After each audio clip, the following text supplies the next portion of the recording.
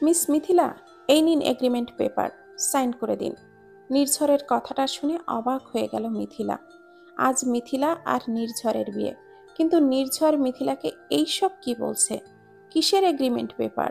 কিছুই বুঝতে পারছে না মিথিলা। তাই ও অবাক দৃষ্টিতে নির্ঝরের দিকে তাকিয়ে আছে। নির্ঝর মিথিলাকে আবারও বলে উঠল, excuse me miss Mithila, sign the agreement paper. Agreement paper মানে? এটা কিসের এগ্রিমেন্ট পেপার?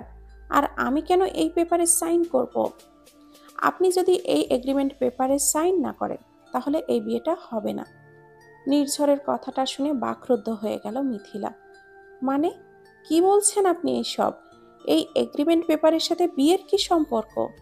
লিসেন, আমি এত ভনিতা পছন্দ করি না। এই এগ্রিমেন্ট পেপারে সাইন করলে তবেই বিয়ে হবে, নয়তো এই বিয়েটা হবে না। এই নিন, সাইন করুন। এই বলেই মিথিলার সামনে একটা কলম আর একটা এগ্রিমেন্ট পেপার রাখলো নির্ঝর। মিথিলা এগ্রিমেন্ট পেপারটা হাতে নিল। ও এগ্রিমেন্ট পেপারটা পড়ে চমকে গেল। আশ্চর্যমণ্ডিত চেহারা নিয়ে মিথিলা নির্ঝরকে বলল, এইসবের মানে কি? মানেটা খুব সিম্পল, এগ্রিমেন্ট পেপারে সবই লেখা আছে। দেখুন, আমি আপনার সাথে এত কথা বলতে চাই না। শুনুন মিস মিথিলা, আপনি 5 মিনিটের ভেতরে যদি এগ্রিমেন্ট পেপারে সই না করেন তাহলে এই বিয়েটা হবে না। জাস্ট 5 মিনিট সময় দিলাম আপনাকে। নির্ঝর কেন এমন করছে কিছুই মাথায় ঢুকছে না মিথিলার। বিয়ে ঠিক হবার আগে বা বিয়ে ঠিক হবার পরেও এই এগ্রিমেন্ট পেপার সম্পর্কে নির্ঝরের পরিবার কিছুই জানায়নি মিথিলাকে। ও কি করবে বুঝতে পারছে না। যদি এই বিয়েটা ভেঙে যায় তাহলে তার বাবা মায়ের মান সম্মান সব শেষ হয়ে যাবে। তার বাবা মা কারোর সামনে মুখ দেখাতে পারবে না। বাবা মায়ের সম্মান বাঁচাতে নিজেকে বিসর্জন দিল মিথিলা। ও বাধ্য হয়েই এগ্রিমেন্ট পেপারে সই করে দিল। এগ্রিমেন্ট পেপারে সই করে মিথিলা মনে মনে ভাবল, দেখি আমার ভাগ্য আমাকে ঠিক কোথায় নিয়ে দাঁড় করায়। মিথিলা আর নির্ঝরের বিয়েটা হয়ে গেল। সব নিয়ম কানুন অনুষ্ঠান শেষ করে সবার কাছ থেকে বিদায় নিয়ে মিথিলা আর নির্ঝর বাড়িতে এলো। আজকে নির্ঝরের বাবা আর মা সবাই অনেক খুশি। নির্ঝরের মা মিথিলাকে বলল, মিথিলা, এই সংসারটা এখন থেকে তোমার। এই সংসারের সুখ দুঃখ ভালো মন্দের সাথে এখন তুমিও জড়িয়ে গেলে। আর আমার ছেলেটাকে আমি তোমার হাতে তুলে দিলাম। তুমি ওকে দেখে রেখো, মনে রেখো, আমাদের মেয়েদের পৃথিবীতে সবচেয়ে বড় ঠিকানা হলো স্বামীর ঠিকানা। এই শ্বশুরবাড়ি এখন থেকে তোমার কাছে সবকিছু। তুমি আমাদের সবাইকে নিজের মতো করে আগলে রেখো, এক সুতোয় এক বন্ধনে বেঁধে রেখো আমাদেরকে। আর আরেকটা কথা মিথিলা, আমার ছেলেটা একটু বেশি বদমেজাজি, কিন্তু ও মানুষ হিসাবে অনেক ভালো। ওর মনটাও অনেক ভালো। আমার মনে হয় আমার ছেলেটা খুব কষ্টের একটা অতীত আছে, কিন্তু সেই অতীতটা আমরা কেউই জানি না। তুমি আমার ছেলের সেই অতীতটাকে তোমার নিজের মতো করে ভুলিয়ে দিও মা। এর থেকে বেশি আর তোমার কাছে কিছুই চাওয়ার নেই আমাদের কারোরই। মিথিলা আশ্চর্য হয়ে গেল তার শাশুড়ি নাসিমা বেগমের কথা শুনে। তবে কি এই জন্যই নির্ঝর মিথিলাকে এগ্রিমেন্টের বিয়ে করলো? তাই মিথিলা চেয়েছিল এগ্রিমেন্টের কথাটা নির্ঝরের বাবা মাকে জানাতে। হঠাৎ নির্ঝরের ছোট বোন রাইসা এসে বলল, আসো ভাবি, তোমাকে ভাইয়ার রুমে নিয়ে যায়। রাইসা মিথিলাকে নির্ঝরের রুমে নিয়ে গেল। মিথিলা নির্ঝরের রুমে ঢুকে নির্ঝরের রুমটা দেখে একদম অবাক হয়ে যায়। রুমটা খুব সুন্দর করে সাজানো। এরকম একটা এগ্রিমেন্টের বিয়ে, তার উপরে রুমটা খুব সুন্দর করে সাজানো। কিছুই যেন বোধগম্য হচ্ছে না মিথিলার।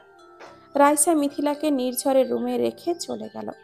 রাইসা রুম থেকে চলে যেতেই কেউ একজন মিথিলার পেছন থেকে বলে উঠল, ওয়েলকাম টু হল মিস মিথিলা। এই বলেই জোরে জোরে হাসতে লাগলো। মিথিলা পেছন ঘুরে দেখে নির্ঝর দাঁড়িয়ে আছে। হঠাৎ নির্ঝর মিথিলার কাছে এসে মিথিলাকে গুনে গুনে 4টা থাপ্পড় মারে। থাপ্পড়গুলো খেয়ে তাল সামলাতে না পেরে ফ্লোরে পড়ে যায় মিথিলা। নির্ঝরের হঠাৎ এই রূপ দেখে মিথিলা রীতিমতো ভয় পেয়ে যায়। নির্ঝর মিথিলার কাছে এসে ওর গাল দুটো কিছুটা জোরে চেপে ধরে বলল, কেমন লাগছে মিস মিথিলা, বাসর রাতের প্রথম উপহারটা? মিথিলা কিছুই বুঝতে পারছে না কেন নির্ঝর তার সাথে এমন করছে। মিথিলা নির্ঝরকে কাঁদো কাঁদো স্বরে বলল, আপনি কেন আমার সাথে এমন ব্যবহার করছেন? আমি কি করেছি? নির্ঝর ওর ঠোঁটে আঙ্গুল ধরে বলল, একদম চুপ, একটা কথাও বলবি না। এই ঘরের ভেতরে ঘটা কোনো কথা যদি বাহিরের কারোর কানে যায়, তাহলে তোকে আমি এই বাড়ি থেকে ঘাট ধাক্কা দিয়ে বের করে দেব। মিথিলার চোখ দিয়ে অঝরে পানি ঝরছে। মিথিলার গালটা পুনরায় এক হাত দিয়ে চাপ দিয়ে ধরে নির্ঝর বলল, এই চোখের পানিগুলো ভবিষ্যতের জন্য ধরে রাখ। কেবল তো শুরু, এত তাড়াতাড়ি চোখের পানি ফুরিয়ে ফেললে চলবে না। কান্না থামা। তারপরও মিথিলা কেঁদেই যাচ্ছে। নির্ঝর জোরে একটা ধমক দিয়ে মিথিলাকে বলল, আই সে স্টপ ক্রাইম। নির্ঝরের ধমকে ভয় পেয়ে কান্না থামিয়ে দিল মিথিলা। তারপর আস্তে আস্তে উঠে দাঁড়ালো মিথিলা। নির্ঝর মিথিলার কাছে এক পা দুপা করে আগাতে লাগলো। মিথিলা ভয়ে পেছাতে লাগলো। নির্ঝর মিথিলার হাতটা টান দিয়ে নির্ঝরের কাছে এনে মিথিলার চুলের মুঠি ধরে বলল, আমাকে দেখে পিছিয়ে গেলে চলবে? যে কয়টা দিন তুমি আমার সাথে আছো, সেই কয়টা দিন তোর জীবনটা আমি নরক বানিয়ে দেব। এই রুমটা তোর জন্য জাহান্নাম হয়ে যাবে। আর তুই যেন নিজে থেকেই এগ্রিমেন্ট শেষ হওয়ার আগেই এই বাড়ি থেকে চলে যাস। মিথিলা আর এইসব সহ্য করতে পারছিল না। মিথিলা তাই একটু চেঁচিয়েই বলে উঠল, আপনি কেন আমার সাথে এমন করছেন? কি শত্রুতা আপনার সাথে আমার? সাথে সাথে নির্ঝর মিথিলার চুলের মুঠি ছেড়ে মিথিলার গলায় চাপ দিতেই ধরে বলল, খবরদার, একদম গলা তুলে তুই আমার সাথে কথা বলবি না, তাহলে এর ফল ভালো হবে না। এই বলেই গায়ের সমস্ত জোর দিয়ে আরো দুটো থাপ্পড় বসিয়ে দিল মিথিলার গালে। মিথিলা তাল সামলাতে না পেরে পড়ে গিয়ে খাটের কোনায় লেগে ওর ঠোঁটটা কেটে গেল। মিথিলা আহ করে উঠল। ব্যথায় নিজের চোখের পানি ধরে রাখতে পারল না। ওর ঠোঁট কেটে গেছে দেখে নির্ঝর তাড়াতাড়ি করে তুলা বের করে ঠোঁটটা মুছিয়ে দিল। নির্ঝরের এই রকম ব্যবহার দেখে মিথিলা আশ্চর্য হয়ে গেল।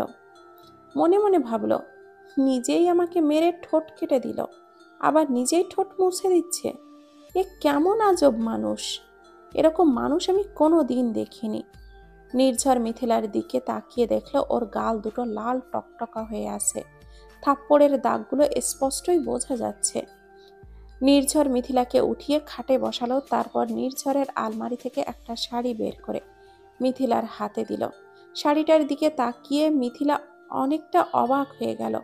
শাড়িটা মিথিলার কাছে খুব চেনা চেনা মনে হলো। এইরকমই একটা শাড়ি মিথিলা যেন কোথায় দেখেছে। নির্ঝর মিথিলাকে কিছুটা গম্ভীর গলায় বলল, যা, ফ্রেশ হয়ে এই শাড়িটা পরে আয়।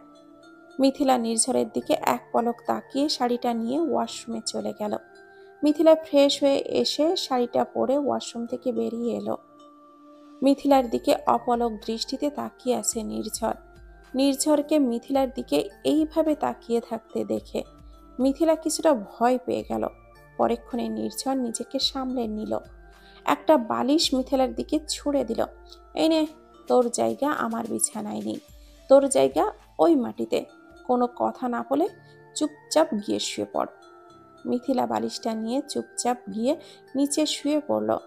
নির্ঝর মিথিলার দিকে তাকিয়ে মনে মনে বলল, তোর জীবনটা আমি নরক বানিয়ে দিব, আর তোকে আমি সুখী হতে দেব না। তোকে আমি তিলে তিলে কষ্ট দিয়ে মারব। তারপর লাইটটা অফ করে দিয়ে নির্ঝরও শুয়ে পড়ল।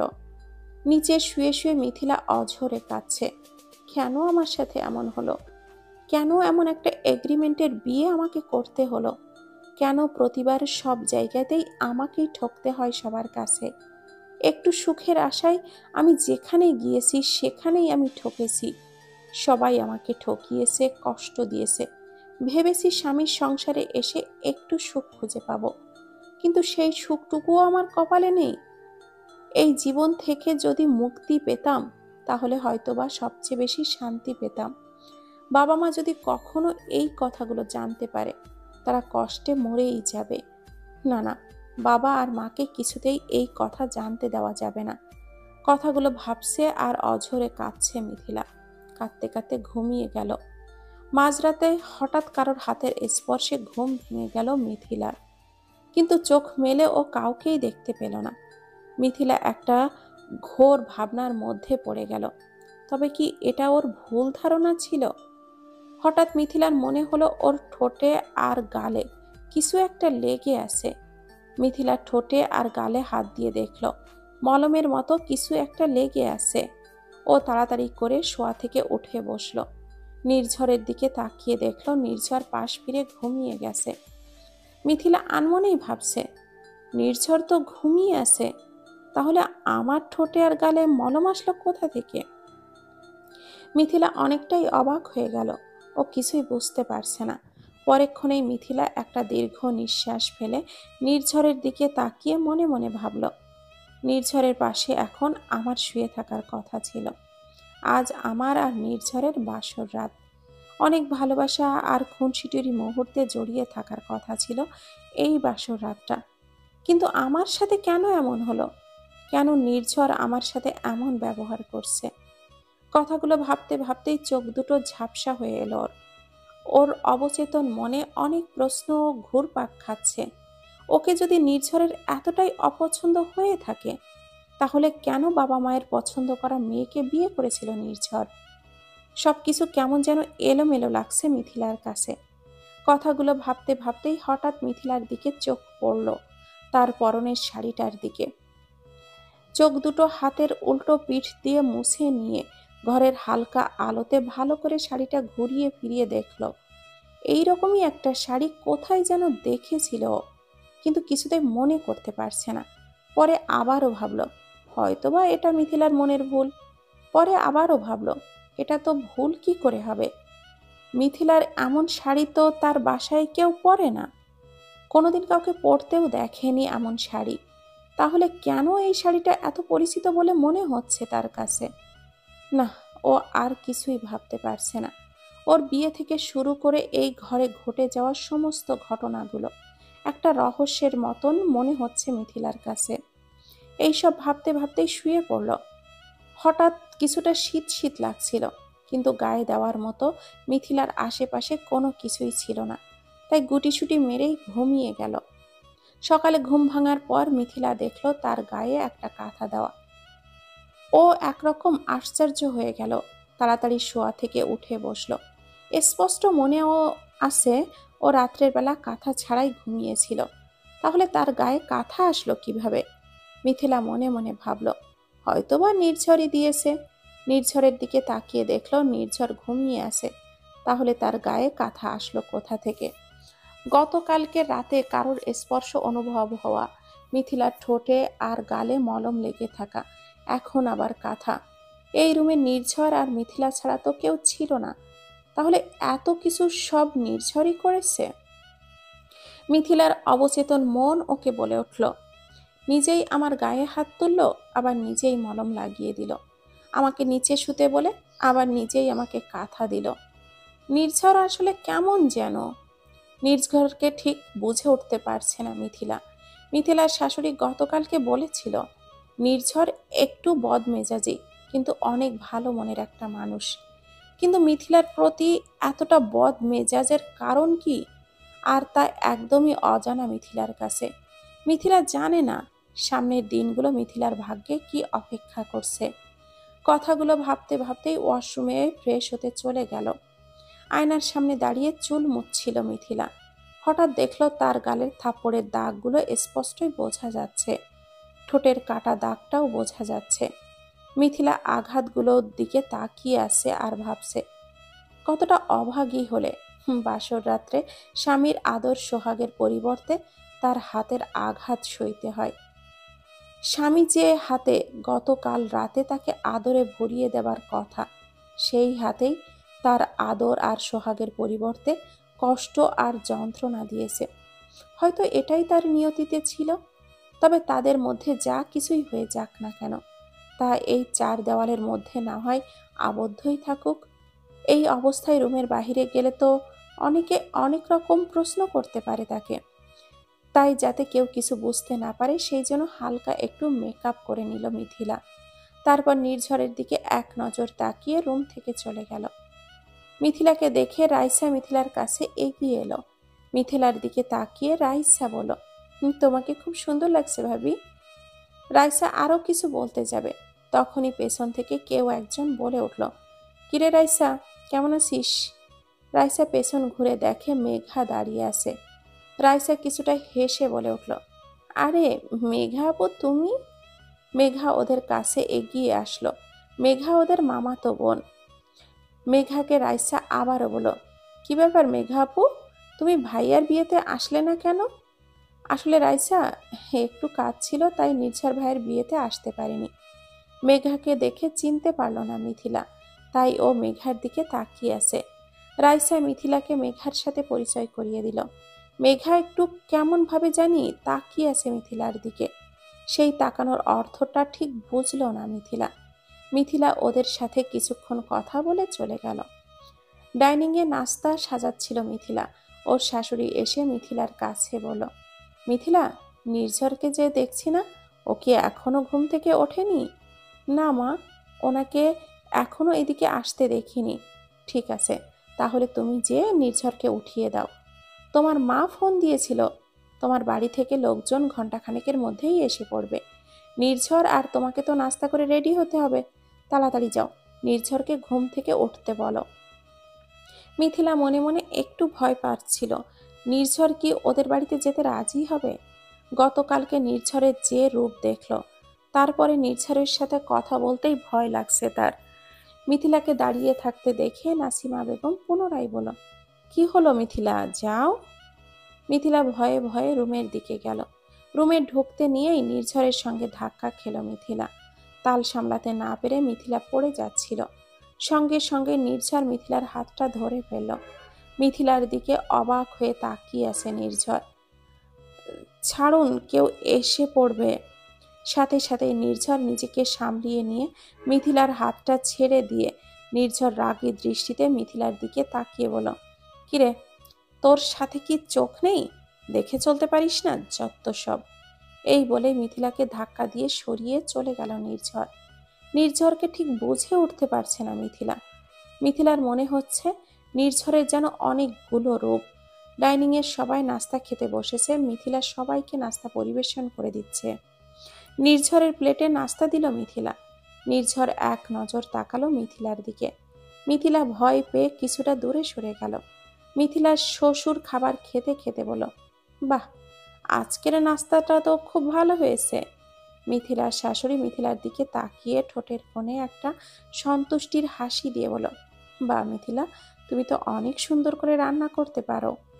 কথাটা নির্ঝরের কানে যাবার সঙ্গে সঙ্গে নিচের খাওয়া থামিয়ে দিল। আসলে নির্ঝর জানতো না রান্নাটা মিথিলা করেছে, তাই নাস্তার প্লেটটা সরিয়ে রাখলো নির্ঝর। রাইসা নির্ঝর দিকে তাকিয়ে বলল, কিরে ভাইয়া, তুই নাস্তাটা সরিয়ে রাখলি যে, খাবি না? রাইসার কথার আর কোনো উত্তর দিল না নির্ঝর। মেঘা হঠাৎ করেই বলে উঠল, ভাবির রাতের রান্না মনে হয় ভালো লাগছে না নির্ঝর ভাইয়ার কাছে, তাই হয়তো প্লেটটা সরিয়ে রেখেছে। আচ্ছা নির্ঝর ভাইয়া, তুমি বসো, আমি তোমাকে নাস্তা বানিয়ে দিচ্ছি। এই বলেই মেঘা নির্ঝরের জন্য নাস্তা বানাতে চলে গেল। মিথিলার চোখ দুটো ছলছল করছে। নির্ঝরের বাবা মা শুধু তাকিয়ে তাকিয়ে দেখছিল। এছাড়া আর কোনো কিছুই করার উপায় ছিল না তাদের। কিছুক্ষণ পর মেঘা নির্ঝরের জন্য নাস্তা বানিয়ে আনলো।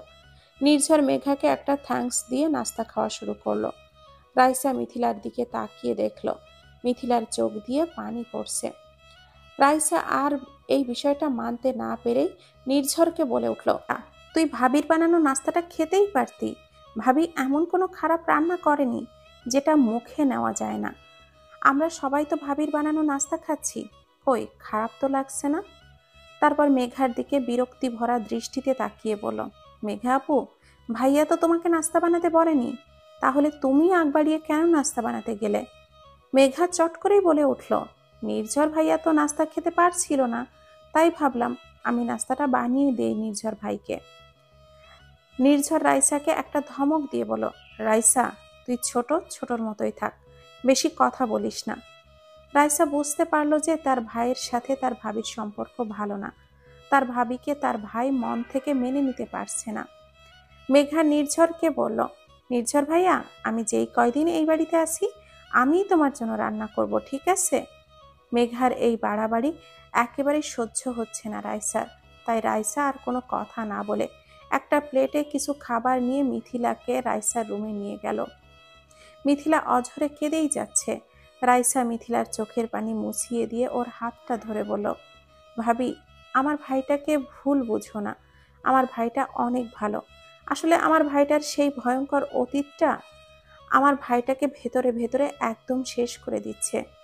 রাইসার কথাটা শুনে রাইসার দিকে তাকালো মিথিলা। মিথিলা মনে মনে ভাবল, গতকালকে শাশুড়িও ঠিক সেম কথাটাই বলল। রাইসা পুনরায় মিথিলাকে বলল, ভাবি, আমার ভাইকে সম্পূর্ণ নতুন করে তৈরি করে নেওয়ার দায়িত্ব একমাত্র তোমার। ভাইয়ার ওপরে সম্পূর্ণ অধিকার একমাত্র তোমার। তোমাদের মধ্যে অন্য কাউকে ঢুকতে দিও না। আমি জানি ভাবি, তুমি অবশ্যই পারবে। এমন কি অতীত আছে তোমার ভাইয়ের, যার জন্য উনি এমন করছে? ভাবি, আমি সঠিক জানি না সেই অতীতটা আসলে কি। শুধু এতটুকু জানি ভাইয়ার জীবনে ভয়ঙ্কর একটা অতীত আছে। তোমার নিজেকেই সেই অতীতটা খুঁজে বের করতে হবে। আমার যতটুকু, আমি সবসময় তোমাকে সাপোর্ট করব। এখন তুমি নাস্তাটা খেয়ে নাও তো। মিথিলার খেতে ইচ্ছে করছিল না। রাইসা কিছুটা জোর করেই মিথিলাকে খাইয়ে দিল। দুপুরের থেকে মিথিলাদের বাড়ি থেকে লোকজন আসা শুরু করেছে, কিন্তু নির্ঝর এক কথাই বলে দিয়েছে মিথিলাদের বাড়ি যেতে পারবে না। এই কথা শুনে মিথিলা খুব চিন্তায় পড়ে গেল। নির্ঝর যদি মিথিলার সাথে না যায়, তাহলে মিথিলার বাবা মা সন্দেহ করবে যে মিথিলা ভালো নেই। না, যেভাবেই হোক নির্ঝরকে রাজি করাতেই হবে। এই ভেবেই সাথে সাথে মিথিলার রুমে গেল। আর রুমের সামনে যেই উকি ঝুঁকি মারছে, মিথিলা ভেতর থেকে মেঘাকে ডাক দিয়ে বলল, এ কি মেঘা, তুমি এখানে কি করছো? আর রুমের সামনে দাঁড়িয়ে এরকম উকি ঝুঁকি মারছো কেন? মিথিলার কণ্ঠ শুনে মেঘা একদম চমকে গেল। মিথিলাকে আর কোনো কথা বলার সুযোগ না দিয়েই ওখান থেকে দৌড়ে চলে গেল মেঘা। মিথিলা কিছুই বুঝতে পারল না মেঘার হঠাৎ এমন করে চলে যাওয়ার কারণ। আর মেঘা ওদের রুমের সামনে দাঁড়িয়ে এভাবে উকিঝুঁকি মারছিল কেন? মিথিলার ভাবনার ঘোর থেকে বের হয়ে কিছুটা ভয়ে ভয়ে রুমের ভেতরে ঢুকলো মিথিলা। ভেতরে যেয়ে দেখলো নির্ঝর ল্যাপটপে কি যেন কাজ করছে। কিছুক্ষণ কাসুমাসু করে একপাশে দাঁড়িয়ে রইল মিথিলা। কথাটা কিভাবে নির্ঝরকে বলবে তা বুঝে উঠতে পারছে না। মনে কিছুটা সাহস এনে নির্ঝরকে সুপ্ত কণ্ঠে বলল, আপনার সাথে আমার একটা কথা ছিল। মিথিলার কোনো কথা কানে তুলল না নির্ঝর। শুনেও না শোনার ভান করে রইল নির্ঝর। একটা শুকনো ঢোক গিলে নিচের ঠোঁটটা ভিজিয়ে পুনরায় নির্ঝরকে বলল মিথিলা, প্লিজ একটু শুনুন না, আমার একটা কথা ছিল। নির্ঝর মিথিলার দিকে চোখ গরম করে তাকিয়ে কিছুটা কর্কশ কণ্ঠে বলল, এই শোন, কানের কাছে ঘ্যান ঘ্যান না করে যা বলার বলে এই রুম থেকে এখনই চলে যা। মিথিলা কিছুক্ষণ চুপ করে থেকে বলল, আমার বাড়ি থেকে লোকজন আসছে আপনাকে আর আমাকে আমাদের বাড়িতে নিয়ে যেতে। আপনি প্লিজ চলুন না আমার সাথে। নির্ঝর ল্যাপটপটা খাটের উপরে রেখে বসা থেকে উঠে দাঁড়িয়ে এক হাত দিয়ে মিথিলার গাল দুটো চেপে ধরে বলল, তোর সাহস কি করে হয়? তুই তোদের বাড়িতে আমাকে যেতে বলিস? তুই ভাবলি কি করে তোদের বাড়িতে আমি আর কোনো দিনও যাব? এই বলে মিথিলাকে ধাক্কা দিয়ে সরিয়ে দিল। মিথিলার সাথে সাথে হাঁটু গেড়ে নির্ঝরের সামনে বসে হাত জোর করে মিনতি করে বলল, আপনার কাছে আমি মিনতি করছি, আমি আর কোনো দিনও কখনো কোনো বিষয়ে আপনাকে অনুরোধ করব না। প্লিজ অন্তত পক্ষে মা আর বাবার কথা ভেবে আমার সাথে আমাদের বাড়িতে চলুন। কিন্তু মিথিলার কথায় নির্ঝরের এতটুকুও মন গলল না। মিথিলা চোখের পানি ছেড়ে দিয়ে পুনরায় নির্ঝরকে করুণ কণ্ঠে বলল, প্লিজ এমন করবেন না। আপনি না গেলে আমার বাবা আর আমার মা অনেক কষ্ট পাবে। আমার পক্ষে আমার বাবা মায়ের খুশি করার কথাটা ভেবে হলেও একটু চলুন। আমি চাই না তারা কোনো কিছু জানতে পারুক। প্লিজ, আপনাকে আমি বারবার অনুরোধ করছি। যেতে কিছুতেই রাজি হচ্ছিল না নির্ঝর। শেষ পর্যন্ত নির্ঝরকে অনেক অনুনয় বিনয় করার পর নির্ঝর মিথিলাদের বাড়িতে যেতে রাজি হলো। তবে একটা শর্ত দিয়েছে নির্ঝর মিথিলাকে। ঠিক আছে, আমি তোর সাথে যেতে পারি, তবে আমার একটা শর্ত আছে। হ্যাঁ, কি শর্ত? আমি ওই বাড়িতে যাব ঠিকই, কিন্তু আমার সাথে মেঘাকেও নিয়ে যাব, কারণ আমার সব থেকে ভালো দেখাশোনা মেঘাই করতে পারবে। নির্ঝরের কথাটা শুনে মিথিলা কিছু সময়ের জন্য থম মেরে রইল। মেঘার মিথিলাদের বাড়িতে যাওয়া নিয়ে কোনো সমস্যা নেই, কিন্তু নিজের চোখের সামনে স্বামীর দেখাশোনা অন্য একজন করবে, এটা কি করে মেনে নেবে মিথিলা? কিন্তু নির্ঝরের শর্তটা মেনে নেওয়া ছাড়া আর কোনো উপায়ও ছিল না মিথিলার কাছে। একজন স্ত্রী হয়ে তার চোখের সামনে তার স্বামীকে অন্য একজনের মেয়ে দেখাশোনা করবে, এটা একজন স্ত্রীর পক্ষে মেনে নেওয়া কতটা কষ্টকর, এটা একজন স্ত্রী ছাড়া অন্য কেউই বুঝবে না। কিন্তু মিথিলার এছাড়া আর কোনো উপায় নেই, তাই নির্ঝরের শর্তে রাজি হয়ে গেল মিথিলা। মিথিলা যখন রুম থেকে বের হতে যাবে, তখন কারোর একটা পায়ের শব্দ পেল মিথিলা, কিন্তু রুমের বাহিরে কাউকে দেখতে পেল না। তারপর মিথিলা রুম থেকে বেরিয়ে মেঘার রুমে গেল মেঘাকে কথাটা বলতে। মিথিলা মেঘার রুমে যেতেই মেঘা উচ্ছ্বাসিত কণ্ঠে বলল, ভাবি তুমি এসেছো, আসো আসো, কি বলবে বলো বলো। মেঘার কথা শুনে মিথিলা খানিকটা কপাল ভাঁজ ফেলে তাকালো মেঘার দিকে। মিথিলার মনে এক প্রশ্নের উদয় হলো।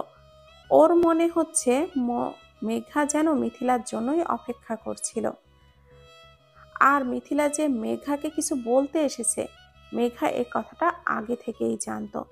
মিথিলা কিছুটা কৌতূহলী হয়ে মেঘাকে জিজ্ঞাসা করলো, মেঘা, আমি যে তোমার রুমে আসবো বা আমি যে তোমাকে কিছু বলবো, এটা তুমি কি করে জানলে?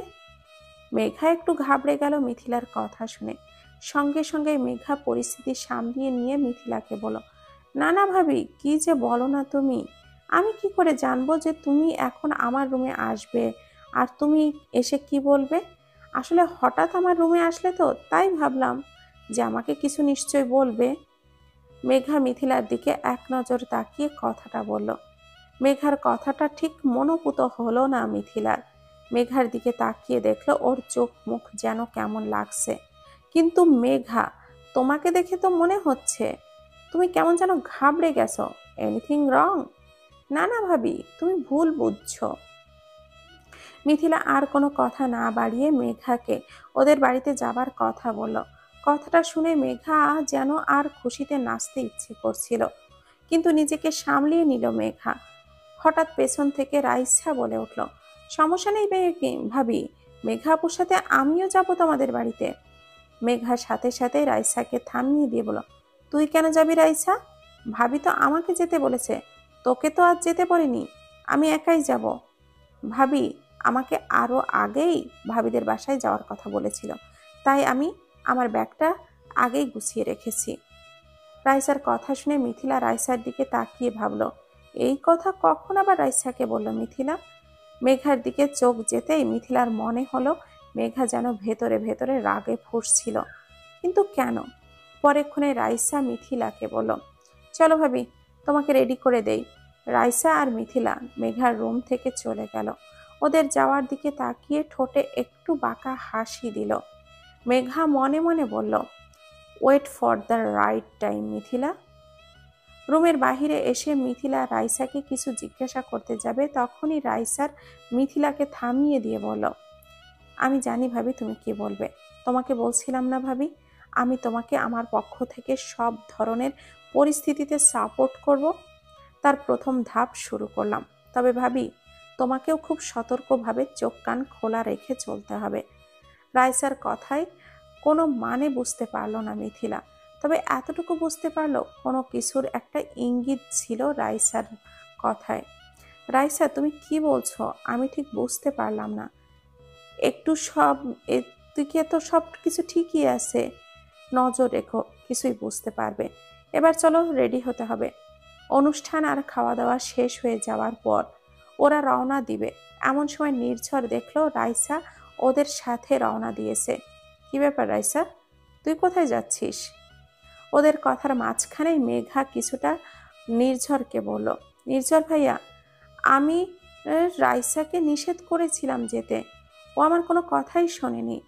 নির্ঝর মেঘার কথা আর কোনো উত্তর না দিয়ে মিথিলা আর রাইসাকে রেখে মেঘাকে নিয়ে বেরিয়ে গেল। মিথিলা শুধু চেয়ে চেয়ে দেখল আর একটা দীর্ঘ নিঃশ্বাস ফেলল।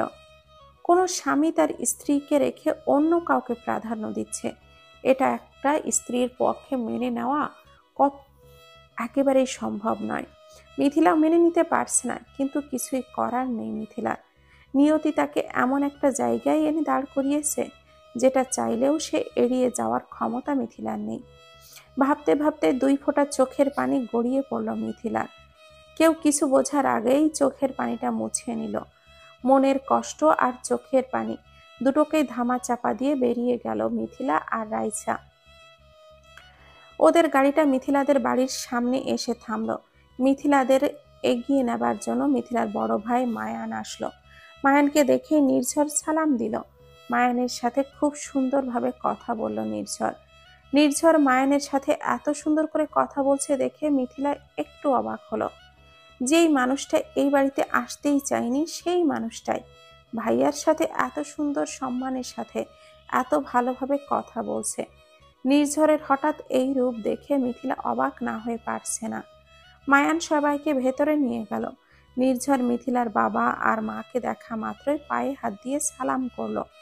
মিথিলা শুধু অবাক হয়ে দেখছে নির্ঝরকে। মিথিলা খুব ভয় পাচ্ছিল নির্ঝরকে নিয়ে।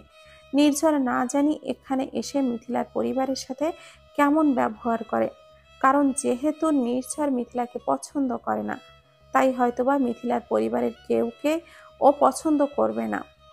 কিন্তু এখানে এসে নির্ঝরকে সম্পূর্ণ অন্য রূপে দেখছে মিথিলা। এখন মিথিলা একটু নিশ্চিন্ত হলো। মিথিলা অনেকক্ষণ ধরেই দেখছিল মেঘা এক মুহূর্তের জন্য নির্ঝরের পিছু ছাড়ে না। মেঘা কেমন যেন ঠিক বুঝতে পারছে না মিথিলা। মিথিলা তো নির্ঝরের ওয়াইফ, এখানে তো মিথিলার নির্ঝরের পিছু পিছু থাকার কথা ছিল, কিন্তু ঘটছে ঠিক তার উল্টোটা। মিথিলা মেঘা অনেকক্ষণ যাবৎ খেলা করে যাচ্ছে। মেঘা হন্তদন্ত হয়ে রুমের এপাশ থেকে ওই পাশের ঘরে কাউকে একজন খুঁজে বেড়াচ্ছে। মেঘার সামনে গিয়ে দাঁড়ালো মিথিলা। মেঘাকে প্রশ্ন করে মেঘার কাছে গিয়ে বলল, মেঘা, তুমি এত ঘোরাঘুরি না করে এক জায়গায় এসে বসো না। ভাবি, সমস্যা নেই, আমি ঠিক আছি। মেঘার সামনের দিকে চোখ পড়তেই দেখলো নির্ঝর নেই। নির্ঝরকে দেখতে না পেয়ে উতলা হয়ে গেল মেঘা। নির্ঝরকে দেখতে না পেয়ে বাড়ির এই পাশ থেকে ওই পাশ ছোটাছুটি করছে মেঘা। মেঘাকে এই অবস্থায় দেখে রাইসা জিজ্ঞাসা করলো, কি হলো মেঘা আপু, তুমি কি কাউকে খুঁজছো? মেঘা নিজের অজান্তেই বলে ফেলল, নির্ঝর ভাইকে কোথাও খুঁজে পাচ্ছি না। তুই কি নির্ঝর ভাইকে কোথাও দেখেছিস রাইসা? রাইসা তার ভাইয়ের জন্য মেঘা এতটা উতলা হওয়া দেখে অবাক হয়ে গেল। তবে কি আবার, না না, এই নিয়ে আর কোনো কথা ভাবতে চায় না রাইসা। রাইসা সেটা তীব্র কণ্ঠে মেঘাকে বলল, নির্ঝর ভাইয়ার জন্য এত উতলা হবার কথা তো মিথিলা ভাবির, সেখানে মেঘা কেন এত উতলা হচ্ছে? রাইসা মেঘাকে বলল, মেঘা আপু, ভাইয়াকে খোঁজার জন্য ভাবি আছে, তোমার ভাইয়াকে না খুঁজলেও চলবে, তুমি আমার সাথে এসো। এই বলেই রাইসা মেঘার হাতটা টেনে অন্য দিকে নিয়ে গেল। সন্ধ্যার দিকে হালকা গোলাপি কালার একটা শাড়ি পরে চুল ছেড়ে দিয়ে ছাদে দাঁড়িয়েছিল মিথিলা। কিছুক্ষণ ছাদে দাঁড়িয়ে থেকে ছাদ থেকে নিচে নামতে যাচ্ছিল। তখনই ছাদের দিকে আসছিল নির্ঝর। হঠাৎই নির্ঝরের সাথে ধাক্কা খেয়ে পড়ে যাচ্ছিল। সাথে সাথে নির্ঝর মিথিলার হাতটা টান দিতেই নির্ঝরের বুকে এসে পড়ল। মিথিলার অন্যরকম একটা অনুভূতি হলো। মিথিলাকে অনেক সুন্দর লাগছিল, তাই নির্ঝর কিছুক্ষণ মিথিলার দিকে তাকিয়েছিল। সেই মুহূর্তে হঠাৎই ছাদে এলো মেঘা। নির্ঝর আর মিথিলাকে এতটা কাছাকাছি দেখে যেন মেনে নিতে পারছে না মেঘা। সাথে সাথেই মেঘা মিথিলার কাছে যেয়ে মিথিলার হাত টান দিয়ে মিথিলাকে রেগে বলল, মিথিলা ভাবি, তুমি কি করছো এইসব? নির্ঝর ভাইয়াকে ছাড়ো বলছি। এই বলে মেঘা নির্ঝরকে মিথিলার কাছ থেকে দূরে সরিয়ে নিল। মেঘার এরকম ব্যবহার দেখে মিথিলা অবাক হয়ে গেল। তারপর নির্ঝরের হাত ধরে টেনে বলল, নির্ঝর ভাইয়া, নিচে চলো। নির্ঝর মেঘার দিকে তাকিয়ে মিথিলার উদ্দেশ্যে বলল, আসলে কিছু লোক এখনো পর্যন্ত ভালোভাবে হাঁটতেই শেখেনি, আর কাউকে দেখলে এখানে ওখানে খালি হোঁচট খেয়ে পড়ে যায়, যত সব। এইসব বলে নির্ঝর নিচে নেমে গেল। মেঘা নিচে যাওয়ার আগে মিথিলাকে উদ্দেশ্য করে বলে গেল, ভাবি, একটু ভালো করে হাঁটতে শেখো, তা না হলে পরে দেখবে কোনো একটা সময় এমনভাবে পড়ে যাবে আর উঠে দাঁড়াতে পারবে না। এই বলে মুচকি হাসি দিয়ে মেঘা চলে গেল। মিথিলা মনে মনে ভাবছে নির্ঝর তার হাজবেন্ড, আর হাজবেন্ড আর ওয়াইফের কাছাকাছি আসতেই পারে, কিন্তু মেঘা এতটা রিয়াক্ট কেন করলো? হঠাৎ মিথিলার ফোনটা বেজে উঠল। মিথিলা ফোনের দিকে তাকিয়ে দেখলো রাইসা ফোন দিয়েছে। ফোন ধরতেই রাইসা বলল, ভাবি তাড়াতাড়ি একটু নিচে আসো, তোমাকে আমার সঙ্গে খুব দরকার। আসছি বলে ফোনটা কেটে ছাদে থেকে নিচে নেমে গেল মিথিলা। মিথিলা ছাদ থেকে নেমে রাইসার কাছে গেল। রাইসার কাছে গিয়ে দেখলো রাইসা তার সামনে একটা খাতা আর কলম নিয়ে বসে আছে। ভাবি, আমি খুব সমস্যায় পড়েছি, একটু আমাকে হেল্প করো। কি সমস্যা? তারপর রাইসা তার ফোনটা মিথিলার দিকে এগিয়ে দিয়ে বলল, কলেজ থেকে আমার হায়ার ম্যাথের ওপরে একটা অ্যাসাইনমেন্ট করে দিয়েছে, আমি কিছুতেই এটা করতে পারছি না, আমাকে একটু হেল্প করো ভাবি। মিথিলা মোবাইলটা খানিকক্ষণ তাকিয়ে দেখে বলল, তুমি একটু ওয়েট করো রাইসা, ভাইয়া অনেক ভালো হায়ার ম্যাথ পারে, আমি ভাইয়াকে ডেকে নিয়ে আসছি, ভাইয়া তোমাকে হেল্প করতে পারবে। কিছুক্ষণ পর মিথিলার সঙ্গে মায়ান আসলো রাইসার কাছে। মিথিলা রাইসাকে বলল, রাইসা, ভাইয়া অনেক ভালো হায়ার ম্যাথ পারে। মিথিলা মায়ানের দিকে তাকিয়ে বলল, ভাইয়া তুই একটু রাইসাকে হেল্প করতো, আমার একটু কাজ আছে, আমি আসছি। এই বলেই মিথিলা চলে গেল। রাইসার কেমন যেন আনইজি ফিল হচ্ছে মায়ানের সামনে। মায়ান রাইসাকে হায়ার ম্যাথটা বোঝানো শুরু করলো। মায়ান যে এত সুন্দর হায়ার ম্যাথ বোঝাতে পারে তা ভাবতেও পারেনি রাইসা। ও অবাক দৃষ্টিতে তাকিয়ে আছে মায়ানের দিকে। হায়ার ম্যাথটা বোঝানোর পর মায়ান কয়েকবার ডাক দিল রাইসাকে, কিন্তু সেই দিকে কোনো খেয়াল নেই রাইসার। ও মায়ানের দিকেই অবাক দৃষ্টিতে তাকিয়ে আছে। কিছুক্ষণ পর মায়ান তার হাত দুটো দিয়ে রাইসার সামনে ধরে বলে, শুনছো? জোরে হাততালি দিল। তালির শব্দে ঘোর ভাঙল রাইসার। রাইসা মায়ানের দিকে তাকিয়ে বলল, কিছু বলছিলেন? তুমি কি হায়ার ম্যাথটা বুঝেছো? রাইসা খাতার দিকে তাকিয়ে দেখলো অনেক সুন্দর করে হায়ার ম্যাথটা সলভ করা। রাইসা অবাক হয়ে মায়ানকে জিজ্ঞাসা করলো, আপনি এত সুন্দর করে হায়ার ম্যাথ সলভ করতে পারেন? এত কঠিন একটা হায়ার ম্যাথ আপনি মুহূর্তের মধ্যেই সলভ করে ফেললেন কি করে? মায়ান একটু হাসলো কিন্তু কিছুই বলল না। মায়ান চলে যাওয়ার আগে রাইসার দিকে ঘুরে ওকে বলল, মন দিয়ে কোনো কিছু ভাবলে সব কিছুই সহজ হয়ে যায়। দেখবে যেই জিনিসটা একবার তোমার মনের মধ্যে ঢুকে যাবে বা যেই জিনিসটার প্রতি একবার তোমার ভালোবাসা তৈরি হয়ে যাবে, তোমার মনের মধ্যে গেঁথে যাবে, সেই জিনিসটার প্রতি তোমার ভালোবাসা জন্মে যাবে এবং সেটাকে আর তুমি ভুলতে পারবে না। এই বলেই মায়ান চলে গেল। মায়ানের চলে যাবার দিকে এক দৃষ্টিতে তাকিয়ে রইল রাইসা। হঠাৎ রাইসার মনে যেন এক অজানা অনুভূতি নাড়া দিলে উঠল। রাইসা খাতাটা হাতে নিল। খাতাটা হাতে নিয়ে মনে মনে আওড়ালো, সত্যি কি মন দিয়ে কোনো কিছু ভাবলে সেটা মনের মধ্যে গেঁথে যায়? এই ভেবে মুচকি একটা হাসি দিল রাইসা। সন্ধ্যার পরে মিথিলাদের কিছু আত্মীয় স্বজন আসলো মিথিলাদের বাসায়। সবাই মিলে গল্প করছিল। হঠাৎ মিথিলা খেয়াল করলো মেঘা অনেকক্ষণ যাবৎ নির্ঝরের গা ঘেঁষে বসার চেষ্টা করছে। মিথিলার নির্ঝরের মুখের দিকে বুঝতে পারল নির্ঝর বিরক্তি ফিল করছে। মেঘার এই বাড়াবাড়ি আর সহ্য করতে পারল না মিথিলা, তাই ও সাথে সাথে যে নির্ঝর আর মেঘার মাঝখানেই বসে পড়ল। মিথিলার এই কাণ্ড দেখে মেঘা যেন পুরাই তাজ্জব বনে গেল।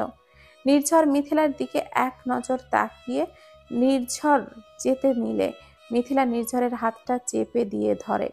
নির্ঝরের দিকে করুণ দৃষ্টিতে তাকিয়ে না ওঠার জন্য অনুরোধ করলো। নির্ঝর তাই আর উঠতে পারল না। নির্ঝর যেন কিছুটা দ্বিধাদ্বন্দ্বে পড়ে গেল। ওর মনে এক ধরনের প্রশ্ন এসে ভর করলো, ও কি মিথিলাকে কোনোভাবে ভুল বুঝছে? পরেক্ষণেই আবার কি যেন ভেবে এক ঝটকায় মিথিলার হাতটা সরিয়ে নিল। মেঘা এতক্ষণ সব কিছু রাগান্বিত দৃষ্টি নিয়েই দেখে যাচ্ছিল। ও কিছুতেই এটা মেনে নিতে পারছে না। মেঘা ভেতরে ভেতরে রাগে ফুঁসছিল আর মনে মনে বলল, just wait and watch Mithila. রাত্রে সবাইকে খাবার পরিবেশন করে দিচ্ছিল মিথিলা। খাবারের এক পর্যায়ে মেঘা মিথিলাকে বলল, আমার গালটা একটু ব্যথা করছে, একটু কি গরম পানি পাওয়া যাবে ভাবি? তুমি একটু বসো, আমি নিয়ে আসছি। মিথিলার যাওয়ার পানে তাকিয়ে ঠোঁটের কোণে একটা বাঁকা হাসি দিল মেঘা। কিছুক্ষণ পরে মিথিলা মেঘার জন্য গরম পানি নিয়ে আসলো। মিথিলার হাত থেকে গরম পানি নিতে গিয়ে বেশ কিছুটা গরম পানি মিথিলার হাতের ওপরে পড়ে মিথিলা জোরে আহ করে উঠল। সবাই চমকে উঠল মিথিলার হাতে গরম পানি পড়েছে দেখে। তাড়াতাড়ি করে রাইসা উঠে বসে মিথিলার হাতে ঠান্ডা পানি ঢালল। রাইসা রাগান্বিত স্বরেই মেঘাকে বলল, এটা কি করলে মেঘা আপু তুমি? এতটা বেখেয়ালি হয় কি করে মানুষ?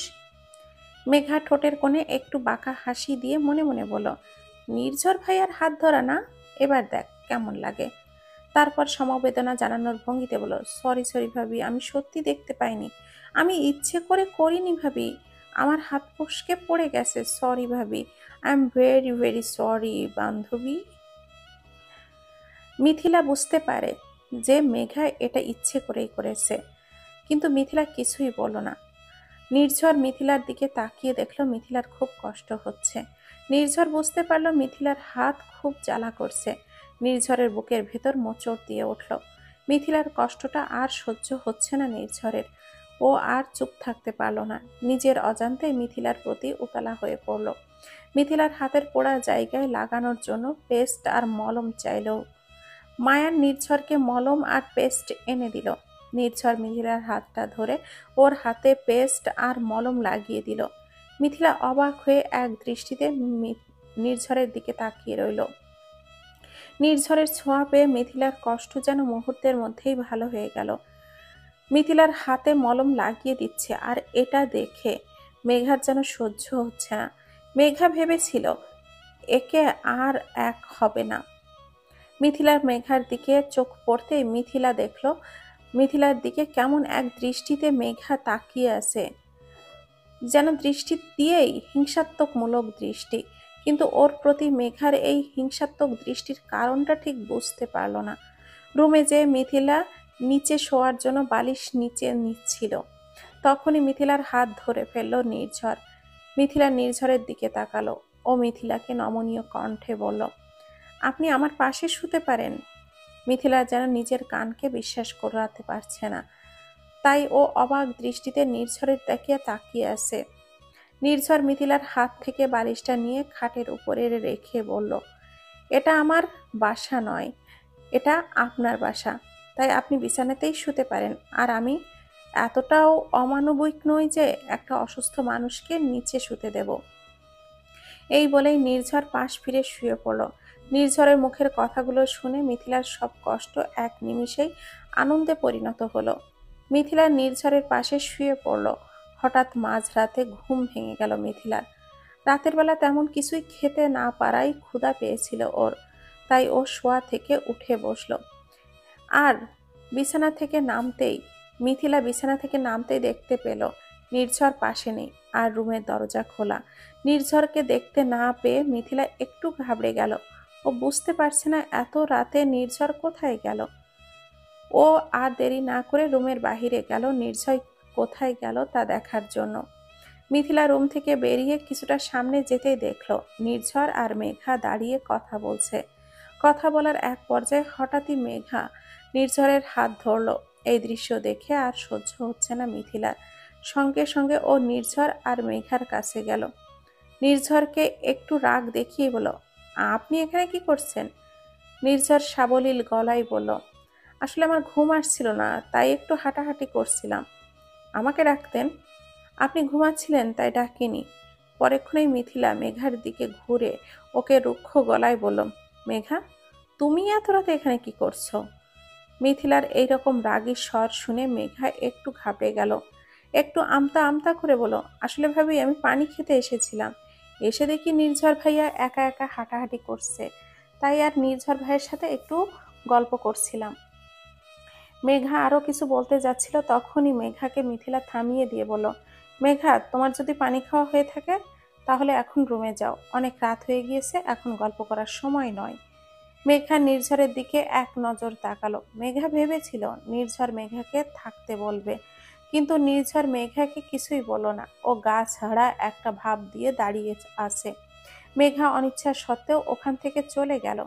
নির্ঝর মিথিলার এই রকম রাগ দেখে মিথিলার দিকে তাকিয়ে আছে। ও মিথিলাকে গভীর থেকে বোঝার চেষ্টা করছে ওর মন ওকে জানান দিচ্ছে। আমি কি মিথিলাকে সম্পূর্ণরূপে ভুল বুঝছি? মিথিলা আমার সঙ্গে মেঘাকে সহ্য করতে পারে না। আমার প্রতি মিথিলার ভালোবাসাটাকে আমি অনুভব করতে পারছি। তাহলে আমি যা জেনেছি তা কি সম্পূর্ণই ভুল ছিল? না না, এতটাও ভুল কি করে হতে পারে? নির্ঝর মিথিলার দিকে এক দৃষ্টিতে তাকিয়ে আছে। এর মধ্যে রাতে মিথিলাকে যেন খুব মায়াবী লাগছে। ওর ইচ্ছে করছিল মিথিলাকে গভীর ভালোবাসায় আলিঙ্গন করতে, কিন্তু কোনো এক অভিমান ওর ভেতরটাকে আষ্টে পৃষ্ঠে জড়িয়ে রেখেছে। হঠাৎই মিথিলার চোখ পড়ে। ও তৎক্ষণাৎই চোখটা সরিয়ে দৃষ্টি অন্যদিকে ঘুরিয়ে নেয়। মিথিলার এমন কাণ্ড দেখে একটু মৃদু হাসলো। পরেক্ষণে মিথিলা সন্তর্পণে ক্ষীণ কণ্ঠে বলল, আপনি রুমে যান, আমি আসছি। এই বলে মিথিলা ডাইনিং টেবিলের দিকে চলে গেল।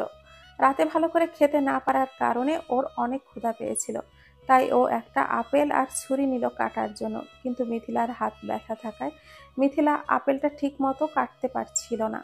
পেছন থেকে নির্ঝর বলে উঠল, আমাকে দিন, আমি কেটে দিচ্ছি।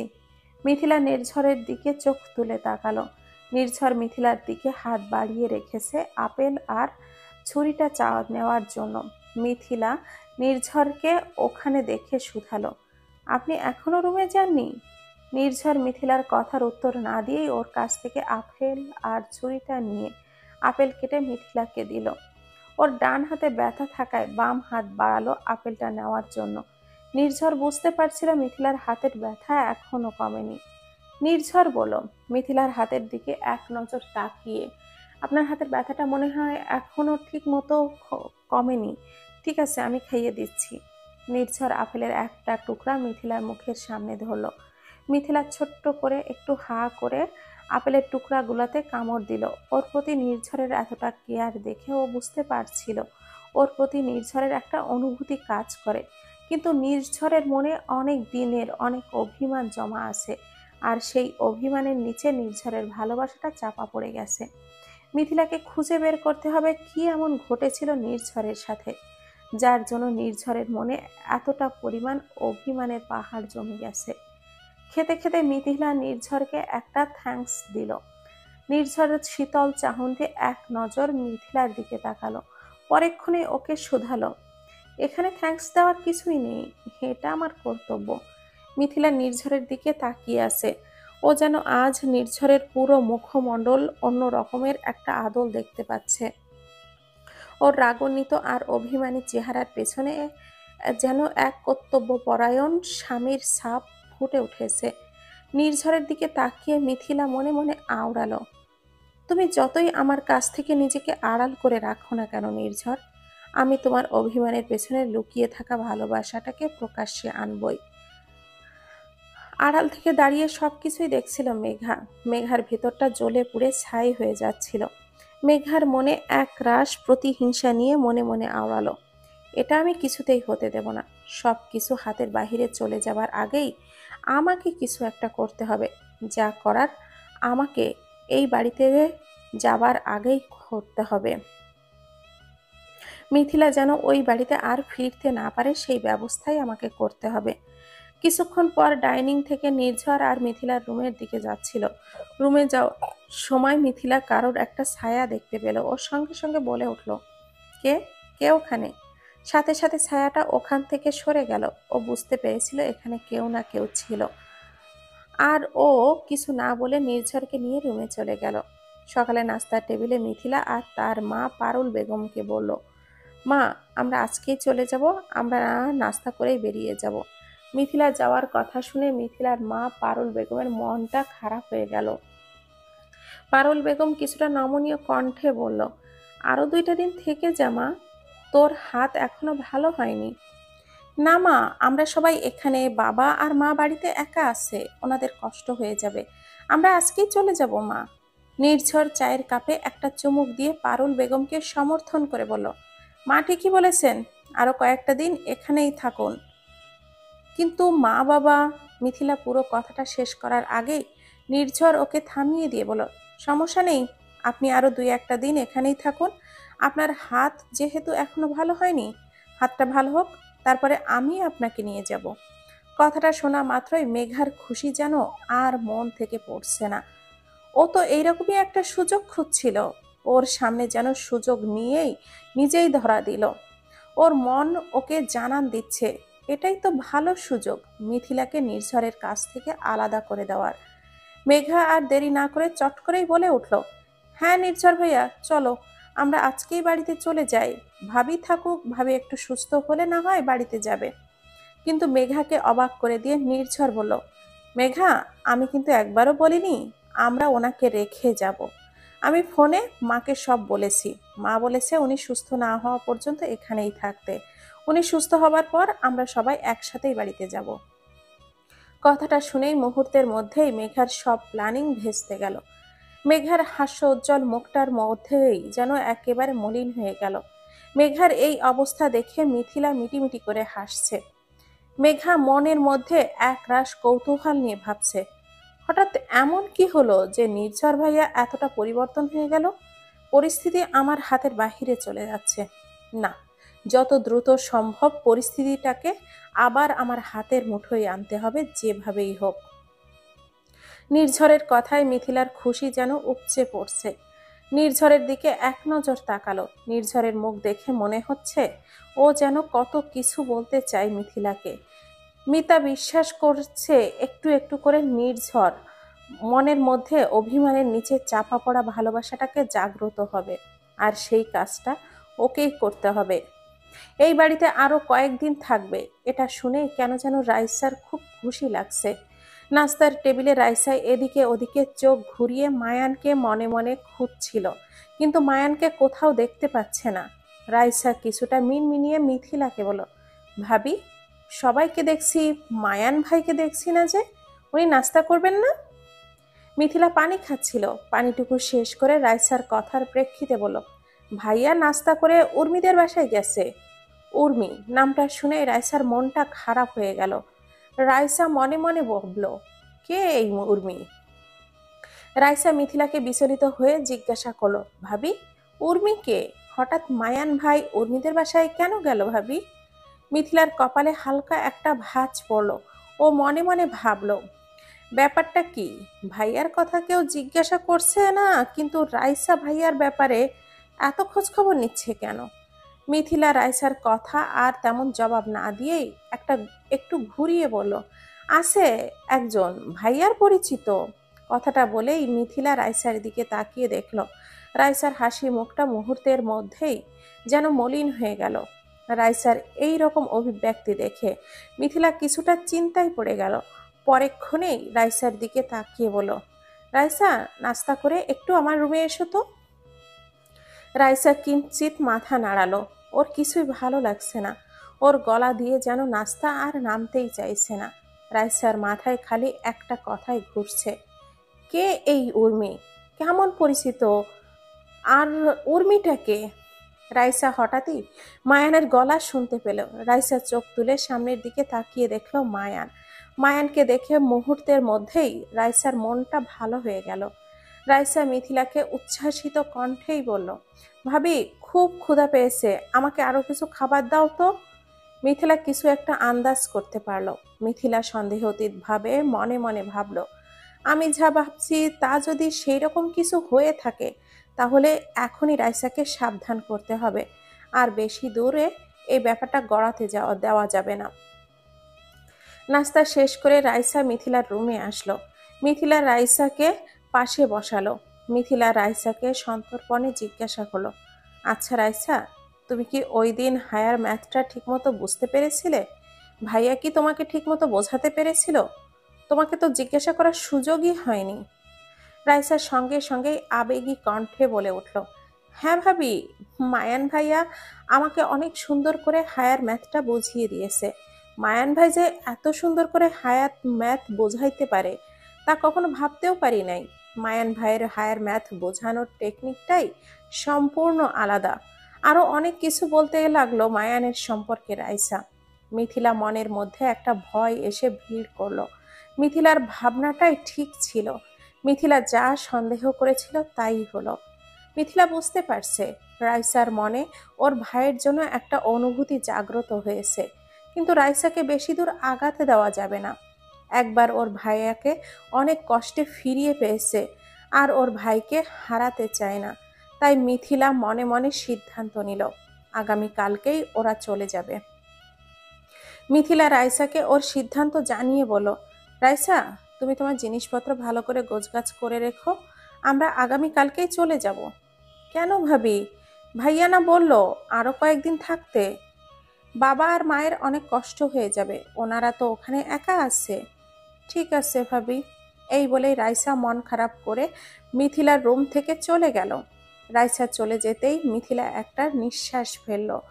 আই এম সরি রাইসা, আমি তোমাকে কষ্ট দিতে চাইনি।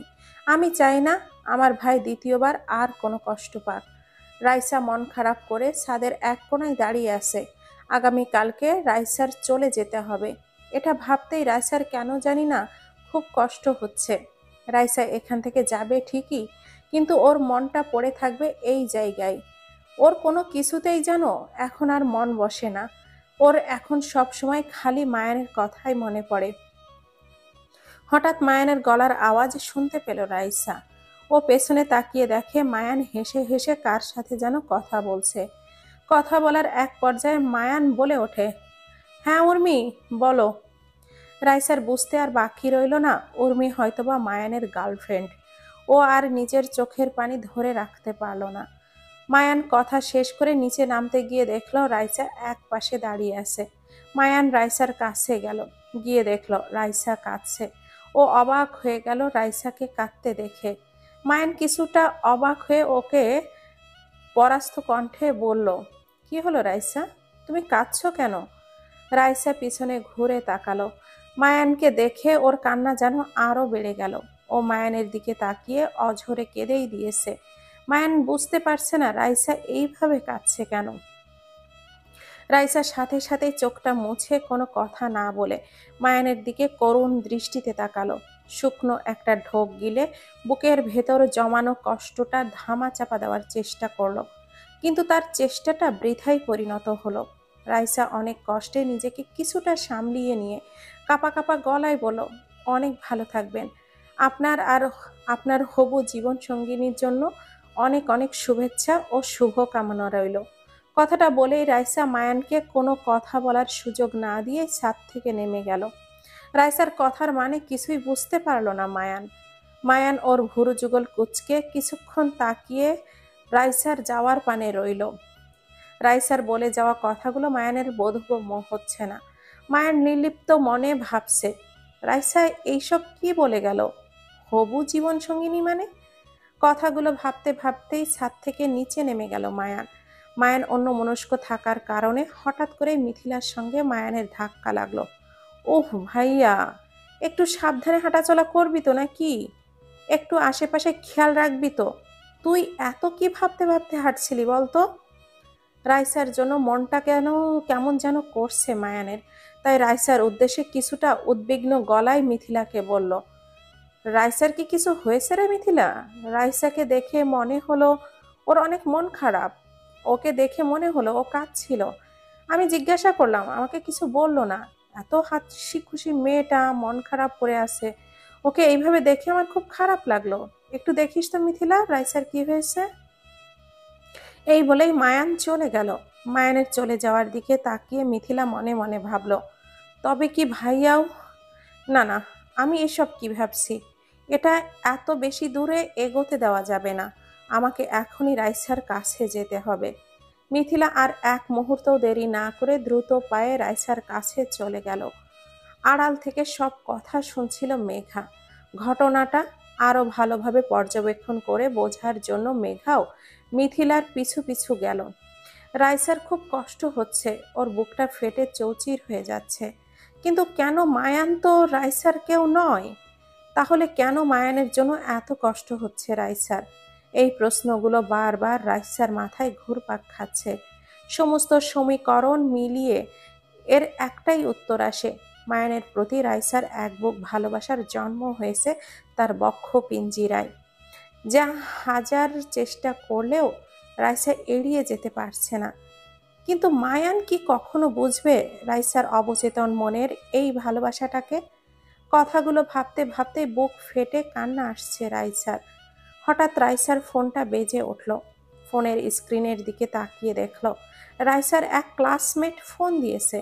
ওর এই মুহূর্তে ফোন ধরার মন মানসিকতা নেই, তারপরও বাধ্য হয়ে অনিচ্ছা সত্ত্বেও ফোনটা রিসিভ করলো। ফোন রিসিভ করতেই রাইসার ক্লাসমেট শিমু ওকে উচ্ছ্বাসিত কণ্ঠে বলল, দোস্ত, আমার যে হায়ার ম্যাথের অ্যাসাইনমেন্টটা জমা দিয়েছিলাম না, সব থেকে ভালো মার্কস তুই পেয়েছিস। তুই ফার্স্ট হয়েছিস, কংগ্রাচুলেশন দোস্ত। রাইসা কিছু বলছে না, চুপ করে আছে। অন্যান্য দিন ক্লাসে টপ মার্কস আর ফার্স্ট হওয়ার কথা শুনলে ও একদম খুশিতে লাফ দিয়ে উঠত, আর ওর মধ্যে কোনো হেলদোল দরকার নেই। শিমু পুনরায় আবারও রাইসাকে বলল, দোস্ত, তুই এত সুন্দর করে হায়ার ম্যাথটা কি করে রাইসা সলভ করলি বলতো? রাইসা কোনো কথার উত্তর না দিয়েই স্মিত কণ্ঠে বলল, পরে কথা বলবো, এখন রাখছি রে। কথাটা বলেই ফোনটা কেটে দিল। ফোন রেখে রাইসা আরও বেশ কিছুক্ষণ কান্নায় ভেঙে পড়ল। হঠাৎ রাইসার কাঁধে যেন কেউ হাত রাখলো। ও কিছুটা চমকে উঠল। তাড়াতাড়ি করে চোখ মুছে নিয়ে পেছনে ফিরে তাকালো। দেখলো মিথিলা দাঁড়িয়ে আছে। মিথিলা রাইসার দিকে ভালো করে তাকিয়ে দেখলো ওর চোখ মুখ যেন কেমন হয়ে আছে। ওর চোখগুলো কেমন যেন লাল ফুলে আছে। মিথিলার বুঝতে বাকি নেই যে রাইসা এতক্ষণ ধরে কাঁদছিল। মিথিলা খুব নমনীয় কণ্ঠে রাইসাকে জিজ্ঞাসা করলো, তোমার কি হয়েছে রাইসা? তুমি কাঁদছো কেন?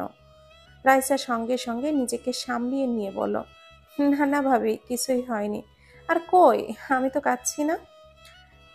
রাইসা, তোমার চোখ দেখে স্পষ্টই বোঝা যাচ্ছে তুমি কাঁদছিলে। কি হয়েছে আমাকে বলো। রাইসা আর নিজেকে সামলাতে পারল না, মিথিলাকে জড়িয়ে ধরে কেঁদে দিল। মিথিলা রাইসাকে নিজের দিকে ঘুরিয়ে আলতো করে ওর চোখের পানি মুছিয়ে দিয়ে বলল, কি হয়েছে রাইসা, আমাকে বলো। রাইসা কেঁদেই যাচ্ছে, কোনো কথা বলছে না। মিথিলা রাইসার হাতটা ধরে বলল, রাইসা, আমি শুধু তোমার ভাবি না, আমি তোমার একজন ভালো বন্ধু। তাই আমাকে নির্দ্বিধায় খুলে বলো কি হয়েছে। রাইসা ফুপিয়ে ফুপিয়ে কাঁদতে কাঁদতেই বলল, আমার যে খুব কষ্ট হচ্ছে ভাবি। আমার ভেতরটা জ্বলে পুড়ে ছারখার হয়ে যাচ্ছে। আমি যে বলতেও পারছি না, আবার সহ্যও করতে পারছি না। কিন্তু কেন রাইসা, তুমি কি কাউকে পছন্দ করো? রাইসা কিছু বলছে না, চুপ করে আছে। মিথিলা পুনরায় রাইসাকে বলো, কি হলো রাইসা, কিছু বলছো না যে? রাইসা আর কোনো কিছু না ভেবেই বড় একটা নিঃশ্বাস নিয়ে চোখটা বন্ধ করে বলল, আমি মায়ানকে ভালোবাসি। কথাটা শুনেই দাঁড়ানো থেকে বসে পড়ল মিথিলা। ওর মাথায় যেন আকাশ ভেঙে পড়ল। মিথিলার সন্দেহটাই শেষ পর্যন্ত বাস্তবে রূপান্তরিত হলো। এই ভয়টাই পাচ্ছিল মিথিলা। তুমি এইসব কি বলছো রাইসা? তোমার কি মাথা ঠিক আছে? হঠাৎ মিথিলার দরজার দিকে চোখ গেল। দেখলো দরজা খোলা। এইসব কথা যদি কেউ শুনতে পারে তাহলে সর্বনাশ হয়ে যাবে। তাই মিথিলার সাথে সাথে গিয়ে দরজাটা লাগিয়ে দিল। মিথিলা রাইসার কাছে আসতেই রাইসা মিথিলার হাতটা ধরে বলল, ভাবি, আজ পর্যন্ত কোনো ছেলের প্রতি আমার কখনো কোনো ফিলিংস তৈরি হয়নি। কোনো ছেলের প্রতি আমার কখনো কোনো ভালো লাগাও তৈরি হয়নি। তোমাদের বাসায় এসে একটু একটু করে মায়ান ভাইয়ার প্রতি আমার ভালোবাসা, ফিলিংস এগুলো তৈরি হয়েছে। বিশ্বাস করো ভাবি, আমার কথা একটু মিথ্যা নয়। আমি যা বলছি সম্পূর্ণ সত্যি। মিথিলা কিছুটা রুক্ষ গলায় বলল, অসম্ভব রাইসা, এটা কোনোদিনও সম্ভব নয়। শোনো, এই কথা তুমি বা আমি ছাড়া দ্বিতীয় কেউ যেন না জানে। আর এইসব কথা মাথা থেকে ঝেড়ে ফেলে দাও। কেন ভাবি, তুমি কেন এরকম ভাবে বলছো? মায়ান ভাইয়া কি কাউকে পছন্দ করে? কাউকে কি তার জীবন সঙ্গিনী হিসাবে পছন্দ করে রেখেছে? সেই মেয়েটার নাম কি উর্মি? না রাইসা, উর্মি ভাইয়ার স্টুডেন্ট। ভাইয়া নিজেকে সবসময় বিজি রাখার জন্যই চাকরির পাশাপাশি একটা টিউশন করে, যাতে করে ভাইয়া সবসময় ব্যস্ততার মধ্যে নিজেকে ডুবিয়ে রাখতে পারে। তাহলে সমস্যা কোথায় ভাবি? প্লিজ ভাবি, তুমি ভাইয়া আর বাবা মায়ের সাথে কথা বলো। মিথিলা বসা থেকে উঠে দাঁড়িয়ে বলো, ওকে। আর শোনো, শাসনের ভঙ্গিতেই তখন মিথিলা বলল, এইসব তুমি কি বলছো রাইসা? এটা কোনোদিনও সম্ভব নয়। এসব কথা মাথা থেকে সম্পূর্ণ ঝেড়ে ফেলো। রাইসা ভারাক্রান্ত কণ্ঠে মিথিলাকে অনুরোধ করে বলল, কেন ভাবি, প্লিজ তুমি এমন করে বলো না। ভাবি, একটু বোঝার চেষ্টা করো। আমি মায়ান ভাইকে খুব ভালোবেসে ফেলেছি। তাকে ছাড়া থাকা আমার পক্ষে সম্ভব নয় ভাবি। এটা কখনো সম্ভব নয় রাইসা, বোঝার চেষ্টা করো। কেন ভাবি, কেন সম্ভব নয়? মিথিলা রাইসার অনেক জোরাজোরিতে রেগে গিয়ে জোরে বলে উঠল, কারণ আমার ভাইয়া বিবাহিত। কথাটা শুনে স্তব্ধ হয়ে গেল রাইসা। ওর পুরো পৃথিবী যেন ওর চারপাশে ঘুরছে। রাইসা চোখের পানি ছেড়ে দিয়ে পরাস্ত কণ্ঠে বলল, তুমি এসব কি বলছো ভাবি? তাহলে ওনার বউ কোথায়? ভাবি নেই? নেই মানে? ভাবি প্লিজ, তুমি আমাকে সবটা খুলে বলো। আমি জানতে চাই, প্লিজ ভাবি, প্লিজ। আমি আর এই বিষয়ে তোমার সাথে একটা কথাও বলতে চাই না রাইসা।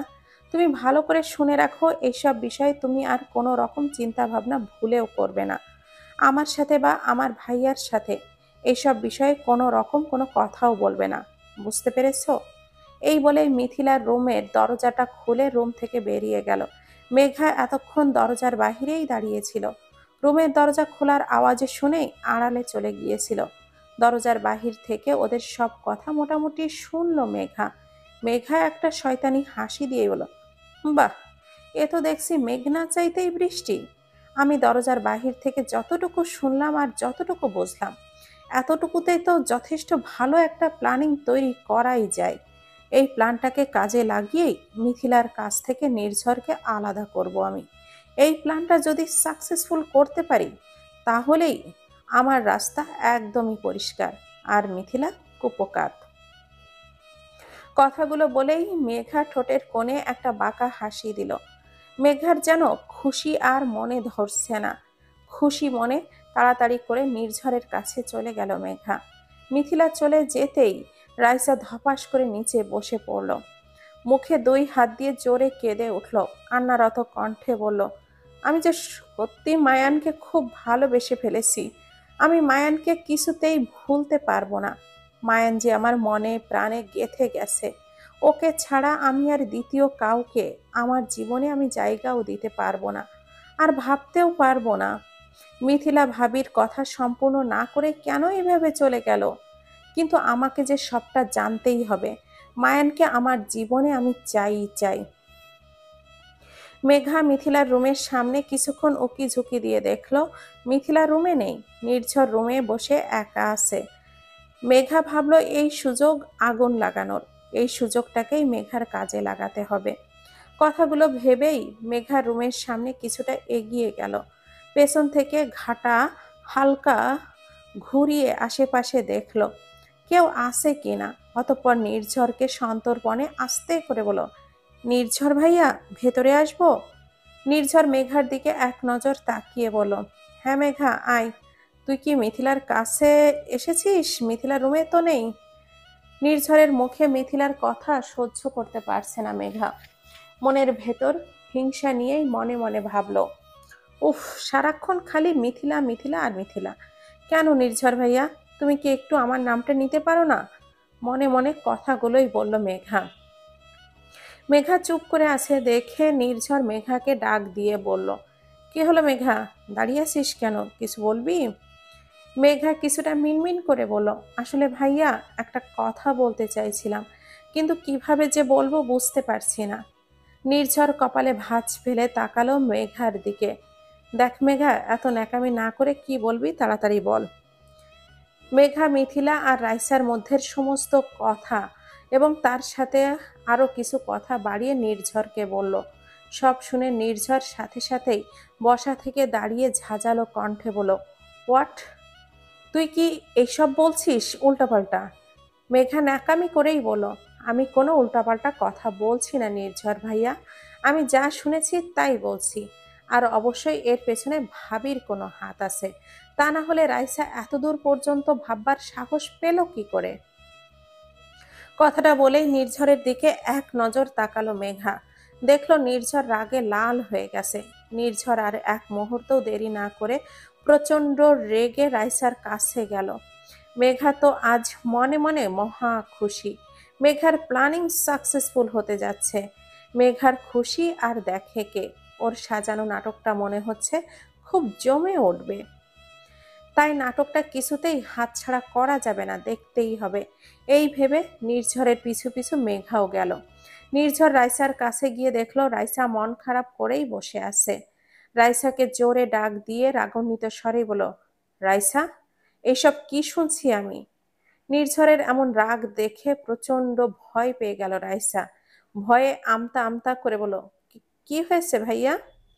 নির্ঝর এখন চোখ গরম করেই বলল, আমি সবই শুনেছি রাইসা। কেন, কি শুনেছো তুমি ভাইয়া? মেঘার বলা কথাগুলো রাইসাকে বলল নির্ঝর। রাইসা প্রচন্ডভাবে ভয় পেয়ে গেল। রাইসা বুঝতে পারছে না ওর ভাইয়া কথাগুলো জানলো কিভাবে। আমি আর মিথিলা ভাবি ছাড়া তো কেউ এই রুমে ছিল না, আর রুমের দরজা তো বন্ধ ছিল। তাহলে এই কথাগুলো ভাইয়ার কানে কিভাবে গেল? নির্ঝরের এত জোরে জোরে কথা বলার আওয়াজ শুনে মিথিলা সহ সবাই নির্ঝর আর রাইসার কাছে এলো। মিথিলা রাইসার দিকে তাকিয়ে বলল, কি হয়েছে রাইসা? নির্ঝর প্রচন্ড রাগ নিয়ে মিথিলাকে আঙ্গুল তুলে শাসিয়ে বলল, আপনি একটা কথাও বলবেন না, আপনার একটা কথাও আমি শুনতে চাই না। কি ভেবেছেন কি আপনি? আপনি কোনোদিনও শুধরাবার মতো মেয়ে নন। মেঘা কিছুটা দূরে দাঁড়িয়ে দাঁড়িয়ে এইসব কিছু দেখছিল আর মুচকি মুচকি হাসছিল। মেঘা সাকসেসফুল হতে চলেছে, এই ভেবেই মেঘার আনন্দের সীমা রইল না। মিথিলা মনে মনে ভয় পাচ্ছিল নির্ঝরের কানে এই কথাটা চলে গেল। কিন্তু নির্ঝর কি করে জানবে এই কথা? তো মিথিলা আর রাইসা ছাড়া কারোর জানার কথা না। মিথিলা নির্ঝরের দিকে তাকিয়ে ক্ষীণ কণ্ঠে বলল, আপনি এভাবে কথা বলছেন কেন? কি করেছি আমি? আমি তো কিছুই বুঝতে পারছি না। একদম চুপ করে থাকবেন, একটা কথাও আপনি বলবেন না। কি করেছেন আপনি? কিছুই বুঝতে পারছেন না?